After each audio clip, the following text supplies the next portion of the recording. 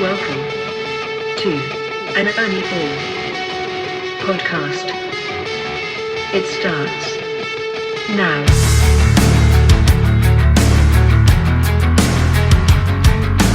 Hello, I'm Evan Ball. This is Striking A Chord, an Ernie Ball podcast.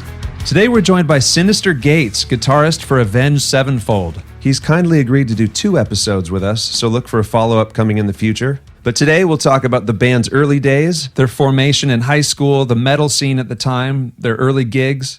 We talk about the double-edged sword of going against the grain and being musically adventurous. Syn discusses the albums that he feels were most crucial to the Avenged Sevenfold trajectory, the benefits and joys of expanding musical horizons, and his musical relationship with his dad. It's really cool to see the mutual influence and synergy that's come from their relationship. Also included in this episode, the Synyster School, Parenthood, Justin Timberlake, and more. Without further ado, ladies and gentlemen, Synyster Gates. I'm here with Synyster Gates of Avenged Sevenfold. Synyster Gates, welcome to the podcast. Thanks for having me. Really appreciate it. Thanks for doing it. I'd like to start out going back to the early days to see how this all came about. So high school, your singer, M Shadows, the Rev, your original drummer, were they playing under the name Avenged Sevenfold in high school? They were, yeah. Okay. The Rev joined kind of a few months after conception, and then after a few, inebriated house party discussions, I think it was Val, Matt's wife, who convinced them to give me a shot, but they didn't want a lead guitar player in the band at the time. But yeah, it was Zachy Shads, and the Rev that were jamming first. Are you guys all at the same high school? No, I went to a different high school in Huntington, as well as like moving back with my father. And I bounced back all over the place. I'm a child of divorce, and that forced constant moving. But you guys are all in Huntington Beach? All in Huntington Beach, around the same age? Yep, all the same age, yeah. Okay, so while they're in their band, are you in a rival band, or are you...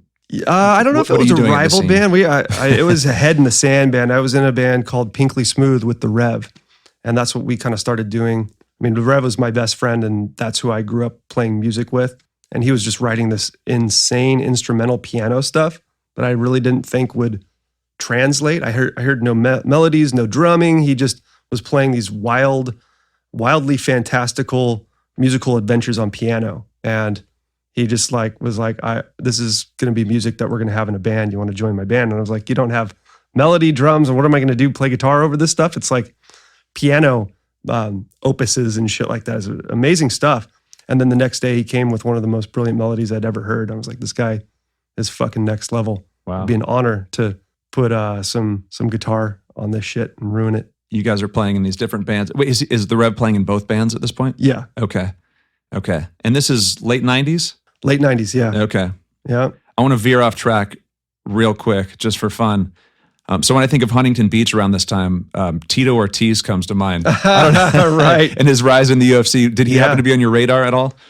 We met him a couple of times, but I wouldn't say that we're friends. We're obviously great admirers of him, and always rooting him on. The HB boy, like hometown. So people were aware of it.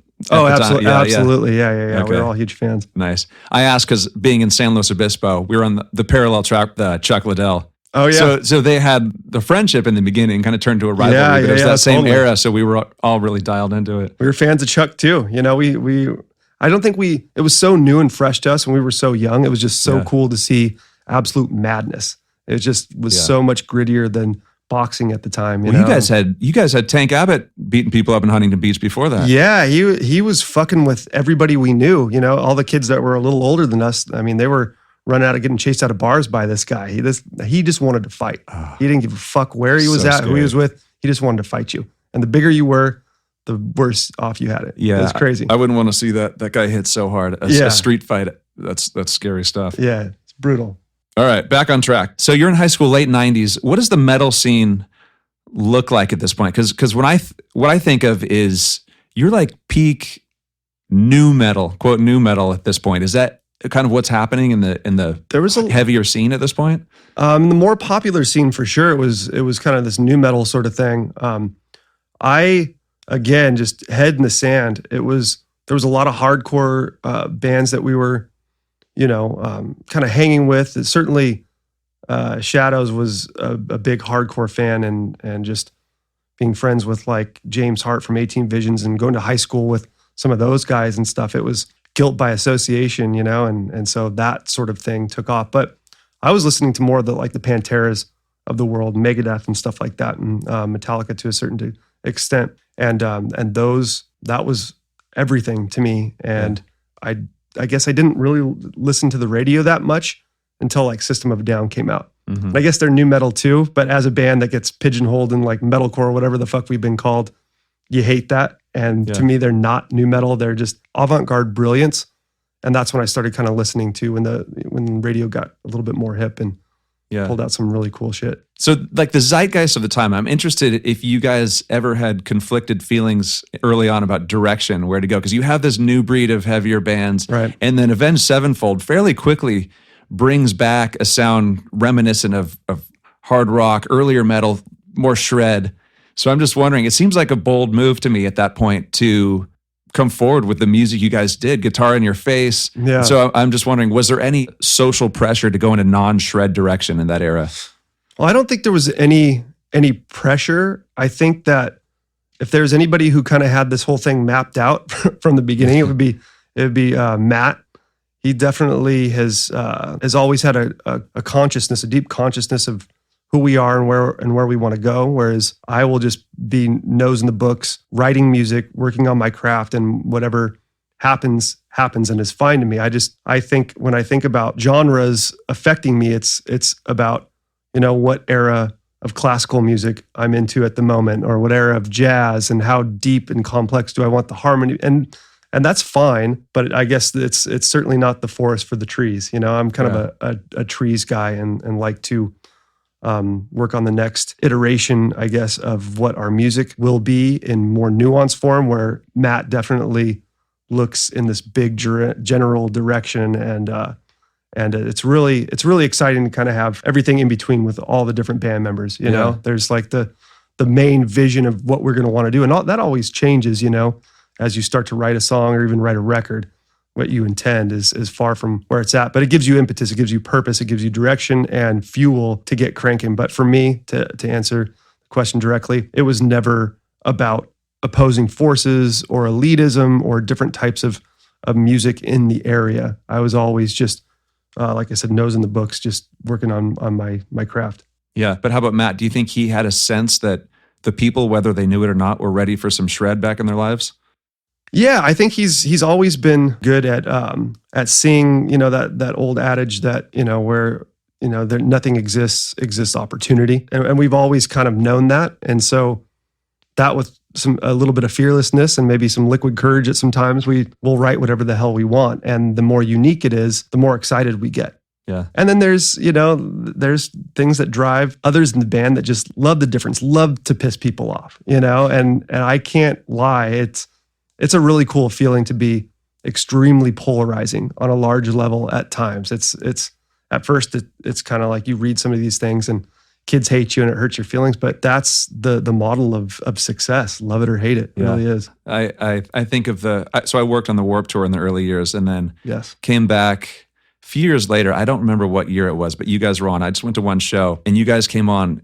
And there was such a juxtaposition between you guys and the other bands. It was awesome, but it was just unapologetic. This is a rock show. Yeah. We were there first and foremost because we're fans of punk rock. And second, we were there to stand out.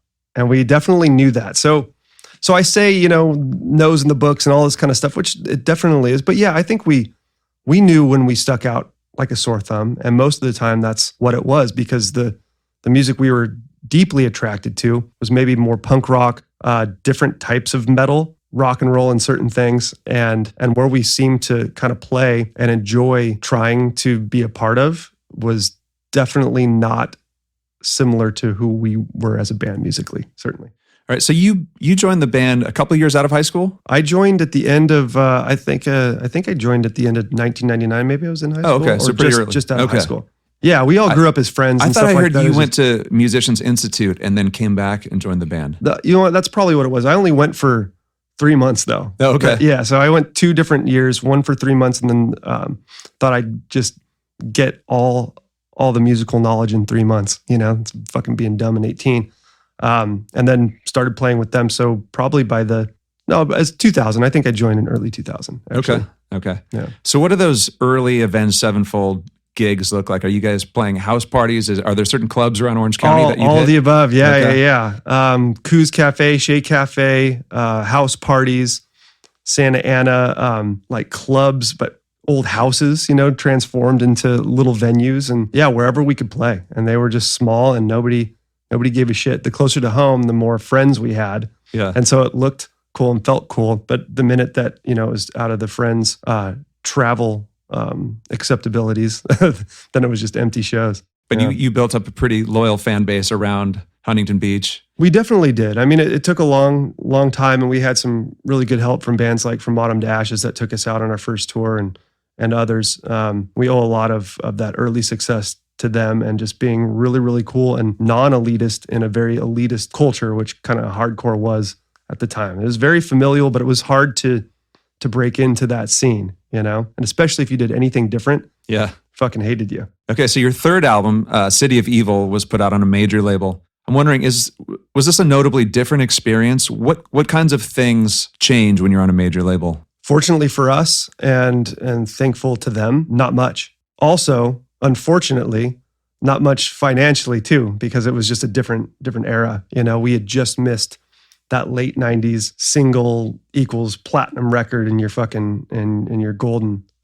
It was definitely still a struggle, and we released our most ambitious effort. They signed us for Waking the Fallen, and then we went and wrote City of Evil, an ostensibly 0-hit compendium of just absolute madness. And we got very fortunate that we were in kind of the right place and right time. That Backcountry took off. It was one of those things that was different on the radio, and they were really accepting of going against the grain, when it worked. And with that aligning of the stars, it took off. But nothing changed as far as, like, nobody bought houses then. It was the same continuous progression. Nothing felt overnight. Yeah. I think we all had maybe 30 grand in our pockets, which is great. It's a great payday when you have nothing in your pocket. In fact, most of us owed money, but that doesn't buy you even a nice car, really, and most of us were pretty savvy with our money, or at least we saved it. We didn't blow anything. We saved maybe a drinking reserve. We'd come home after a tour and buy all the friends drinks and stuff like that. But other than that, we saved all of our money. And so there was no big blowout buys or anything like that. So life just remained the same. We lived at our parents' house until a couple of years later. But we had a gold record, and our songs were being played everywhere. It's kind of weird. Can you think back and think of significant periods, or even specific moments, maybe fortuitous moments, that propelled the band forward? Yeah, I think there's certain things that I've looked back on and just thought of as immense investments in our career, and that was definitely one of them. That showed more obvious returns, I guess. Which one? City of Evil. Okay, probably. Yeah. Whereas some and like the records, like the White Album, our self. Or eponymous record, or whatever the fuck you call it. That one and The Stage, I think, didn't show immediate return, but I think the self-titled record is like a fan favorite. And, The Stage, which had pretty much 0 singles and pissed off a lot of people, had some of the most amazing events, in our history. We played the top Capitol Records on top of that building.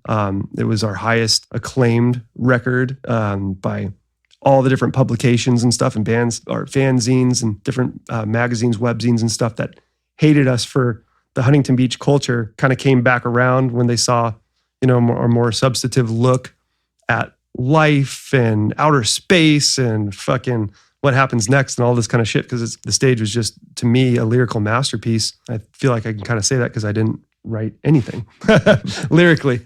And it's so, I don't know. So those kind of investments kind of anchored us as a band. I feel like the songwriting that Jimmy put out on display on the self-titled is just, it's magical. It's fucking magical. I mean, we have, in my humble opinion, a Bohemian Rhapsody because of Jimmy and because of our self-titled in a Little Piece of Heaven that is just by far the fan favorite. Everywhere you fucking go, they scream it, need to hear it.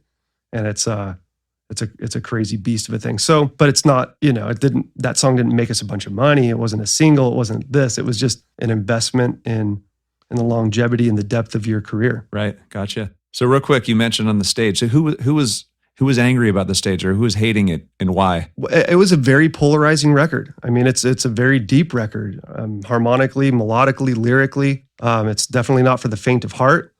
If you're a fan of Backcountry and that's what got you into Avenged, you probably don't give a fuck about the stage. But if like a Betrayed or Strength of the World got you in, then it's probably your favorite record. And I get that from a lot of people that I talk to that are deeper fans, I guess, and certainly more musically inclined fans have nothing but praise, which is very rewarding of the stage, because that's probably my proudest work. So some fans want you to stay in the lane that they prefer. For sure. Yeah. Absolutely. And that's fine. And I don't hate them for that or even lament that at all. I was like that growing up, but you it's just taste. That's how it goes. Exactly. All right. So today, do you guys all have kids now?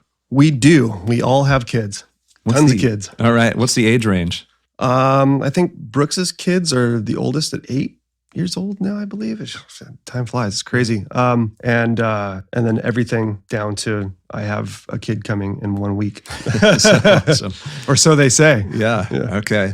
So are Avenged Sevenfold shows and events more of a family affair now? Definitely. And thank God. It's gonna keep your favorite or most unfavorite band around for a lot longer. Fortunately or unfortunately for you. So was there a time when you guys were at your wildest? Was there a time where you guys were most embracing of the rock star life? I don't know if we thought about it in terms, but I mean, you just unleash some already crazy kids across the globe and with millions of adoring fans and tons of places to get in trouble at and late nights, nobody tell you to go to bed. And sounds wonderful. It was wonderful. It was scary for sure. And looking back on it, and who knows what poor investments we made in our livers, but only time will tell. But yeah, it was pretty brutal in in the mid 2000s for sure, mid to late 2000s. Okay. Yeah. So back to the kids. You actually have back to the present. Some of the kids are actually cousins, and yes, right? So yes, absolutely. I mean, we're all so close that they definitely all feel like cousins. They love each other very much. But yeah, Matt and I are married to twin sisters, and we live, a stone's throw away from each other. And his 2 kids with my 1 kid and future other kid, are crazy close. That's awesome. My kid, like all older brothers, to me, in my experience, are classic older brothers. And that goes without saying for all these different kids, except for my kid, who is by far a younger brother to his cousins, his brothers, Cash and River. Yeah. Matt's kids. I mean, he's such a little copycat, just tag along, annoying little brother. He just loves them so much. And he's just a little sensitive guy. He just wants, but he's a bruiser too, like a sensitive little bruiser. He just wants hugs and kisses at all costs. That's so cool. It's ridiculous. Yeah. So who started dating whom first? Matt and Val, I think, are like middle school sweethearts. Oh, really? So, yeah, from like okay. 7th, 6th grade, maybe. And Michelle and I have been friends forever. And then, after high school, we just, one thing leads to another, and you just friends start hanging out. Dates back a while. Okay, awesome. All right, you guys have had Brooks Wackerman on drums for a while now. How did this come together? Well, we were kind of in need of a drummer.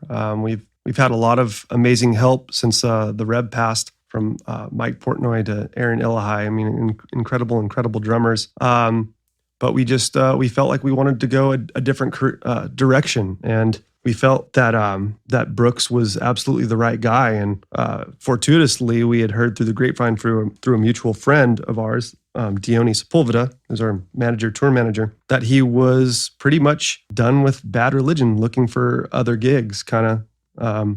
And then I can't really speak for him exactly how that worked out, but we had a meeting, and he was very interested, and we had been fans, like huge Bad Religion fans, Vandals, and this guy just brilliant energy. And we all grew up listening to punk rock, and we just missed that bombastic, caution to the wind energy that this guy had, that Jimmy had as a huge fan of like NoFX and all these different guys. So we wanted that energy, and to date, he has only uplifted this band and provided extra energy when it's needed, Yeah. Is it true Wackermans are actually born with drumsticks in their hands?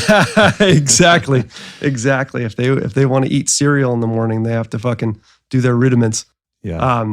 Just the pedigree is just next level. mean, they're all just savants and wizards at their craft. Yeah, for listeners who don't know, so his oldest brother, Chad Wackerman, is just plays stuff that's over most human beings' heads. Yeah, absolutely. With Frank Zappa and the late, great, one of my favorite guitar players of all time, Alan Holdsworth.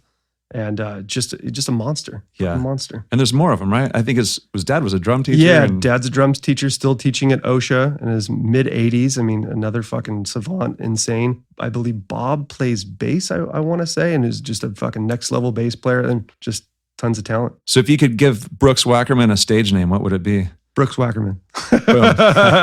Kind of works for a drummer. Yeah. How do your musical tastes differ in the band? Well, historically, they've always differed pretty greatly with, some, what is that? Anyway, those two fucking graphs that... Oh, the Venn diagram. The Venn diagram, yeah. So kind of like a Venn diagram. Yeah, so that you have your own stuff, and that's the majority of the stuff that you listen to, and usually it inflects deep grievance on the road. Historically, when you're driving, you get to listen to your music, and the others are trying to sleep, and I won't name names and besmirch other bands or other preferences, but it can keep you up at night. Yeah. Some of those things are kind of funny, but now presently, I mean, I just think we're just so much more open-minded. There comes a point in your life where you want to be exposed to new music and you're looking forward to getting into something new. For me, I'm 38 years old. I've consumed so much music, as it being part of my profession to do so as well. That you're constantly looking for new stuff. So you're less picky, you're certainly less elitist, and you can always kind of find something good. The challenge is to keep that highly discerning quality that you had in your youth when you kind of knew exactly who you were and didn't give a fuck about anybody else. And I think still, fortunately, we're still very strong in that department. But yeah, so now we listen to a lot of the same things. Like Matt grew up listening to Pink Floyd. I was not a Pink Floyd fan growing up, and now I couldn't be more obsessed with them. I recently got Matt into Stevie Wonder. It's listening to Stevie Wonder and all sorts of stuff. Zachy got me into Lana Del Rey and different things. And Jimmy and maybe Johnny have introduced me to Justin Timberlake. I never knew who that was before 6 months ago. Now I'm obsessed. Wait, you didn't know who he was? No, I'm just kidding. I definitely always a fan, but never like a deep, great appreciation for this monster of a talent, Yeah. But things like that. And so you're just always open to having that, oh my God, I cannot put the headphones down type of moments. Yeah, sometimes you dismiss these huge pop icons, but then there's usually a reason why somebody rises to the top. Completely. All right, we're going to take a quick break, then come back and talk about Syn's guitar playing. Going on now at Guitar Center, the Ernie Ball Great Gear Giveaway, where one lucky winner will win over $50,000 in prizes from Ernie Ball Music Man, SKB, Electro Voice, Dynacord, Pedal Train, Vic Firth, Latin Percussion, Zildjian, Toontrack, Guitar Center, DNA Guitar Gear, DW, Remo, TC Electronic, Blue Microphone, Universal Audio, Ampeg, Orange Amplifiers, JHS Pedals, Korg, Martin Guitar, and Ernie Ball. To enter, find codes inside select packs of Ernie Ball strings in Guitar Center stores and at guitarcenter.com between now and October 30th, 2019. U.S. residents only. Visit ernieball.com/Great Gear Giveaway for full official rules. Ernie Ball presents the Great Gear Giveaway going on now only at Guitar Center. All right, so I just registered a couple days ago for the Synyster Gates school. Wonderful. So awesome. I was prepping for this interview, so I looked in there, and I had to pry myself away just so I could continue prepping, but so much cool stuff in there. Maybe I'll let you talk about it. Yeah. It's a partnership between you and your dad. Right. Yeah. Very exciting. It's we're actually doing a full renovation right now. Some of the source code got hijacked. So it's building anything is next level. It's you have to be super passionate about it. And then when it does come to fruition, like your passions just blossom. And then you see these kids having opportunities that you never had growing up. And that's been the main thing. It's really not about 200 or so lessons that we have, although I'm proud of that number, especially for a free school. But it's all about the community. Anybody who says you can learn something or play like somebody else in 23 videos is either lying or completely ignorant to the fact that there's so much nuance and so many relatable gems that one teacher can't teach. And so what we've really tried to implement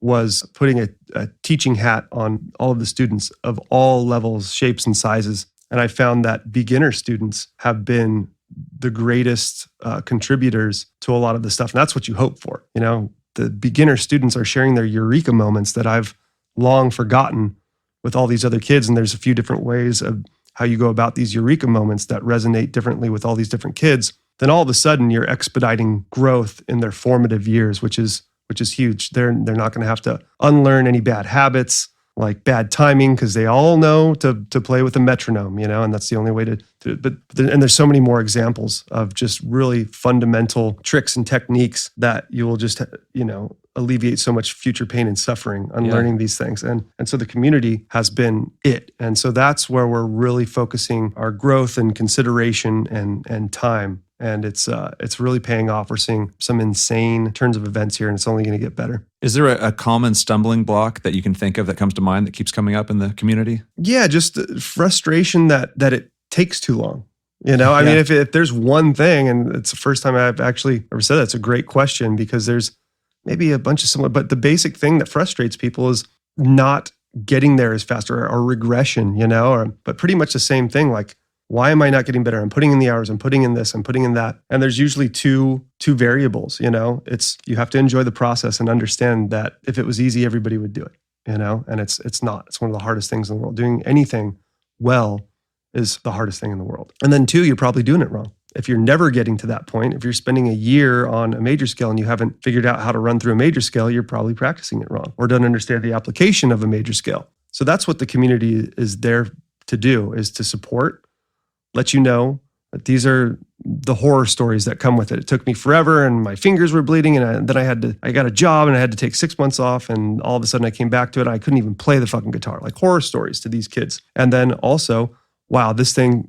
completely reinvented my approach to this and that. And this is how I got it. This was my eureka moment, and it'll resonate with certain kids, and other kids will need somebody else's eureka moment. But that community is what gets you through all the different videos. It's not the videos.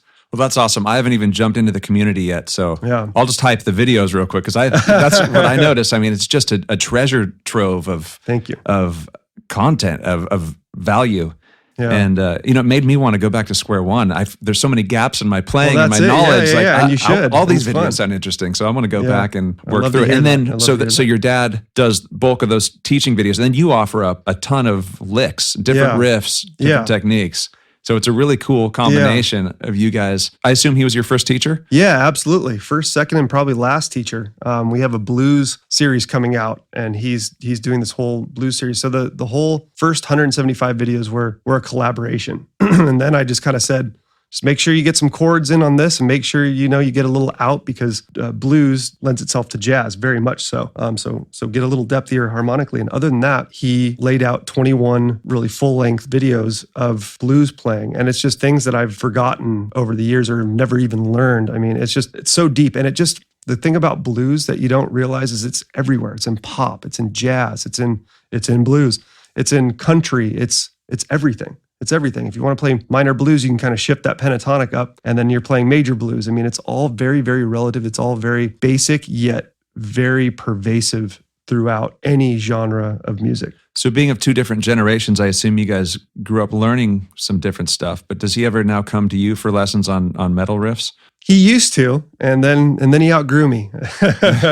We kind of outgrew each other at different points in time. He's always told I very much appreciate his stories about him listening and saying, oh, that's a pretty cool thing, and then going and working it out to the point where he couldn't work things out that I was working on, you know, when I was going to MI and different things like that. Yeah. And so he'd ask me, you know, what the fuck are you playing there? And then I'd show him, and then he'd, you know, reinvent it into something else, and that I had no clue what he was doing. But it's always been a back and forth process. I think the thing that I've really appreciated about him is that he approaches music from a songwriter's perspective, which is what I've always tried to do, which I think he appreciates about me. And that's, you got to focus on motif and melody and harmony. And the solo, the attempt is that the solo is as strong as the melody and lyrical content of the song. You know, you want to write a great song first, and then write a great solo second that completely complements your hopefully great song. Yeah.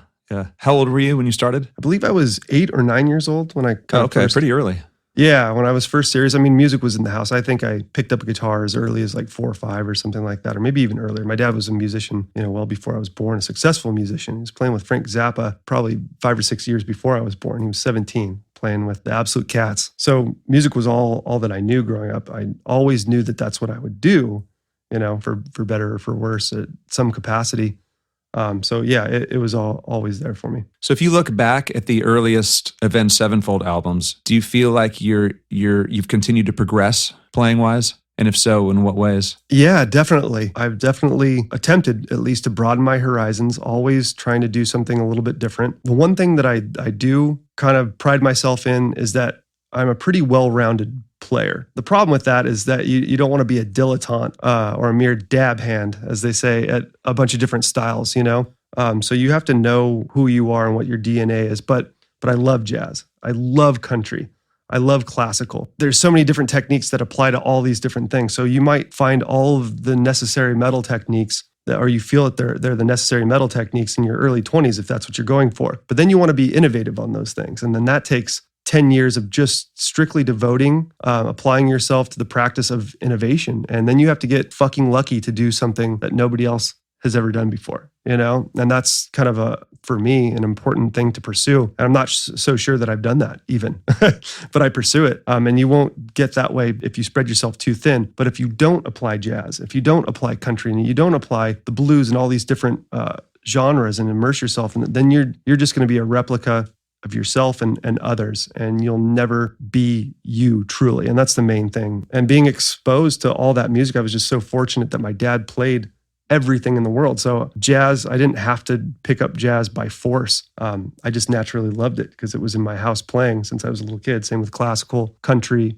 the Beatles, whoever. Yeah, that's so cool that you can practice in all those different genres and then bring it to a band like Avenged Sevenfold. Yeah, that's the true gift is that, I can apply all those things in my day job. Do you practice a lot now? A lot less, to be honest. Wait till your next kid comes. I know. It's literally, it's kids, it's business. I'm really obsessed with songwriting. I write music all the time, constantly writing music. I'm constantly playing through different tones. I'm obsessed with the axe effects. There's so many unique, different colors to paint with there that it's like beginning to play guitar all over. So I'm extremely excited about that. So as far as like the quest for innovation, songwriting, and taste, that's still there. But scales and like jazz harmony, classical harmony, the stuff that I was obsessed with a year ago, for the previous 5 years, it was all about that.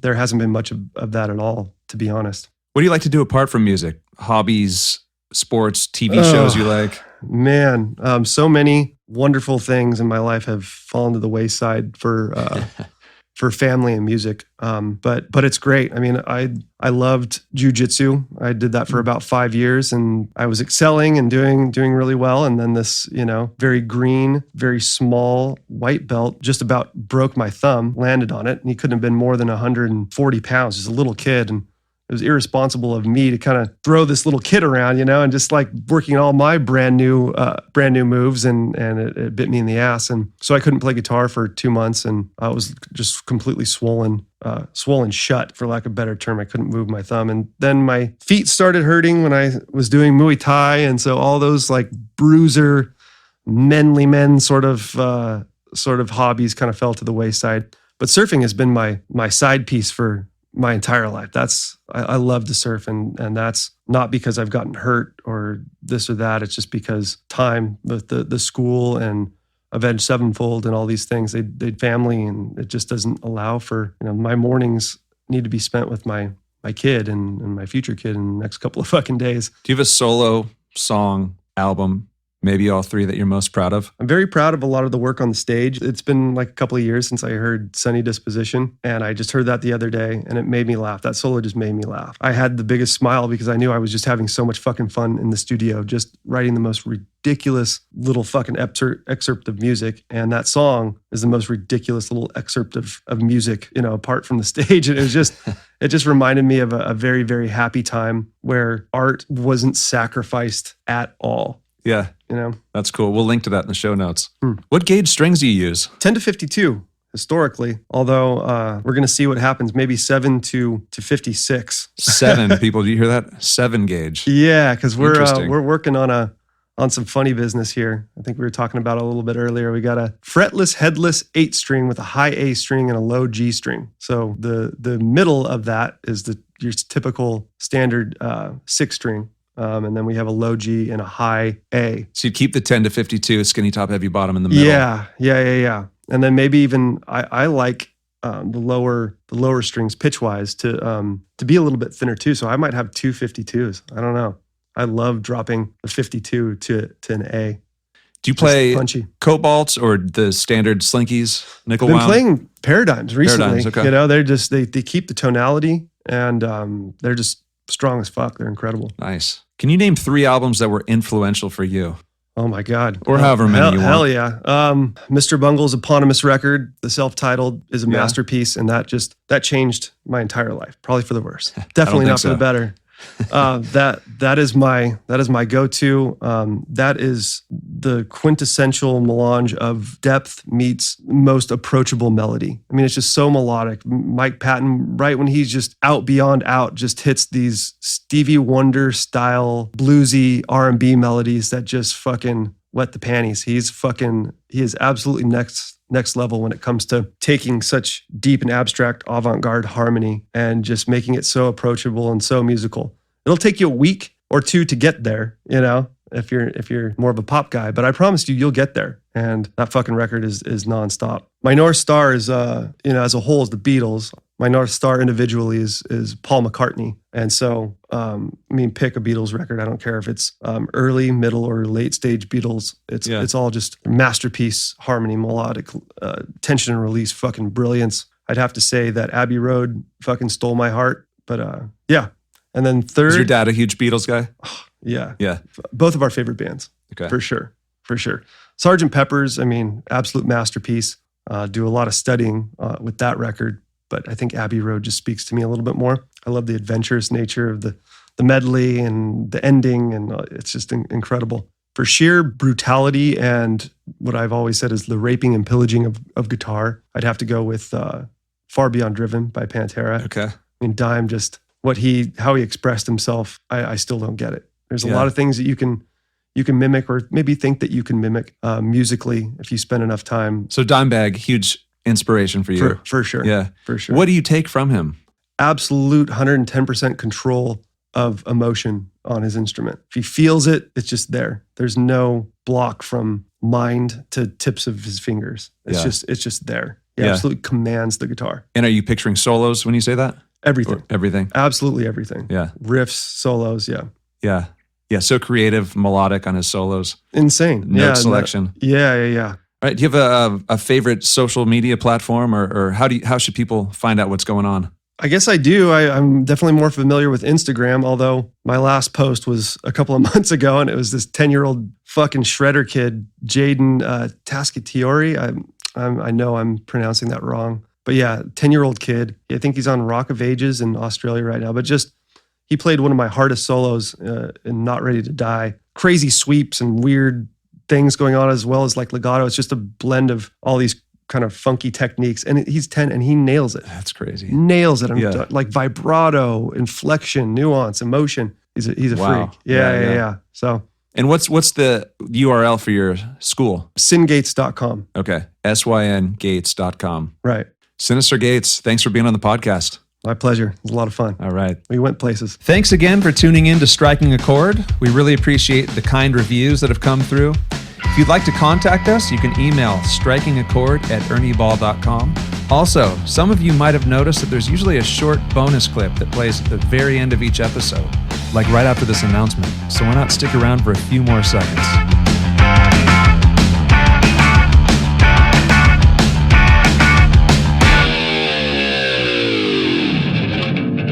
Personal guitar lesson right here. When would you do economy picking and when would it be alternate picking? Like, how would you decide in a riff that could be played either way? Does that make sense? Whatever. So alternate picking, yes, absolutely. Alternate picking can kind of be a little harsher. And if you want that deep, like John Petrucci, big run, then you might want big, aggressive alternate picking thing. Also, if it's easier to play with alternate picking, I alternate pick a lot of different things. But when I'm navigating through the abyss of what you're trying to say and create, it's an amalgam of everything. It's really just a mixture of both. When you've been doing both techniques for a long time, you stop thinking about those things. So until that happens, I would implore you to do both. Try in both ways. Try to master that riff with both different styles and see what happens.